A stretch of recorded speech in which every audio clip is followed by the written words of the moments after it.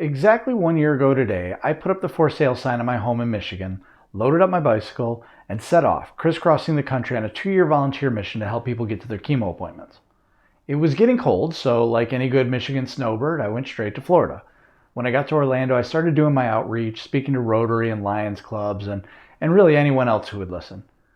I spent the year gradually working my way around the state, from Orlando to Tampa to Key West, up the coast through Miami to Jacksonville, then west across the Panhandle through Tallahassee and Pensacola.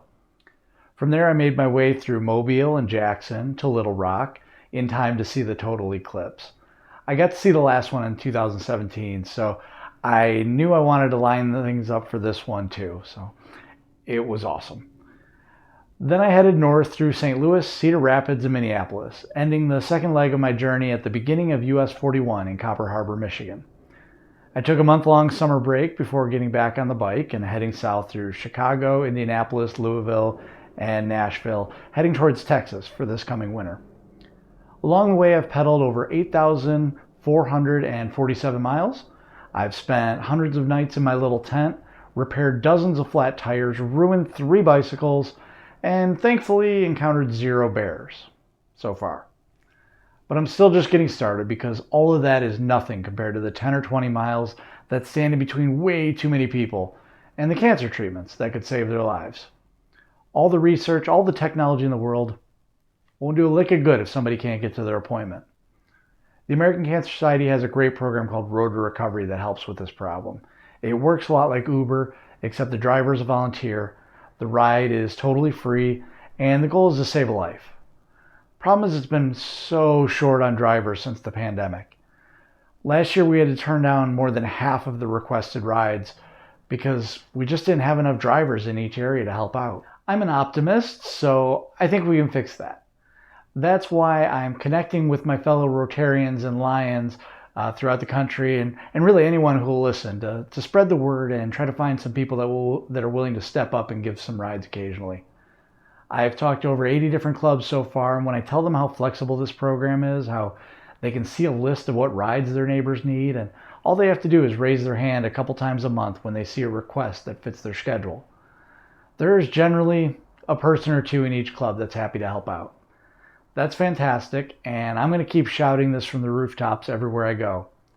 But on my own, I can just barely move the needle. So please help spread the word, and maybe think of someone in your life that has a good heart and a flexible schedule, and find an excuse to tell them about the crazy bike guy and see if maybe that plants a seed. The biggest win so far has been in Mobile, Alabama. When I got there, the program hadn't been reopened yet, and there really weren't even any plans to change that. But thanks to some clutch help from a couple Rotary clubs, we got enough drivers to get it started again, though I'm sure they still need more help. My favorite moment happened just outside of Key West. The first month or so was full of mistakes and changes and adjustments, and it was all just the living embodiment of failing forward. Well, by the time I left the mainland, a lot of the chaos had settled down, and I had some pretty decent routines. I had stopped at a gas station for one last snack break before reaching Key West, and I was sitting on the steps out front when a woman approached and asked about my travels. It was a conversation I'd had 100 times by then, so I didn't think too much of it. Until a half hour later, when I saw her standing at the city limits sign, clapping as I pulled up. She shook my hand and said, "Welcome to Key West. You made it." It was such a thoughtful gesture to take time out of her day to recognize my little milestone. Melts my heart every time I think about it. And contrasting that with the loving but easily distracted men in my family. My dad's side hails from Michigan's Upper Peninsula, so when I ended the second leg of the journey up there, we turned it into a little family vacation. They were supposed to pick me up at the beginning of US 41, but when I got there, they weren't there. I hung around for like 10 minutes, but I wasn't about to celebrate my achievement by sitting on the side of the road all day, so I headed back into town for a drink. I was almost finished with my second beer when they finally found me. We went on to have a good time reconnecting and seeing our favorite sights, but I get to spend the rest of my life teasing them about that little slip up. The most surprising thing that I've seen so far is it's the way I'm seeing the full spectrum of this country. I knew I'd see the regional differences, but it never occurred to me that I'd spend one meal in a beautiful country club, breaking bread with CEOs, and the next one sitting outside a Dollar General eating canned chili alongside a man with a cardboard sign. It's heartbreaking to see such a huge wealth gap in this country. Don't get me wrong, I'm all for rewarding good work, but I just can't wrap my head around how one person can deserve like 1,000 times more comfort than someone else. No matter how good or bad a person's decisions have been, they're still just people. They sleep, they breathe, they eat, they poop, they laugh, they cry. Like, we're all just people. I have the hardest time when I meet someone who's, clearly doing very well in our system, and then I hear them get really angry at people who are struggling. Like, how can a person sit poolside in their gated community and be pissed off at people who have nothing? Compassion is an important virtue. It's one I'm learning more and more about every day, and that includes trying to find compassion for those who seem to have everything except compassion. I'm learning a lot of things on this journey, really. The whole public speaking thing is just a monumental change for me.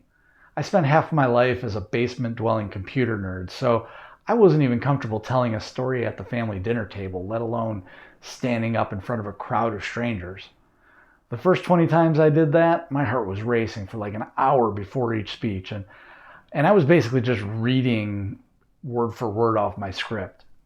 Now I can sort of just stand up and wing it on a moment's notice. Really shows the power of practice.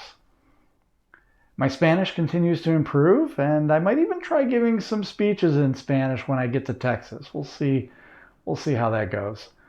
I'm getting more and more comfortable on the dance floor, and I'm gradually learning how to sing.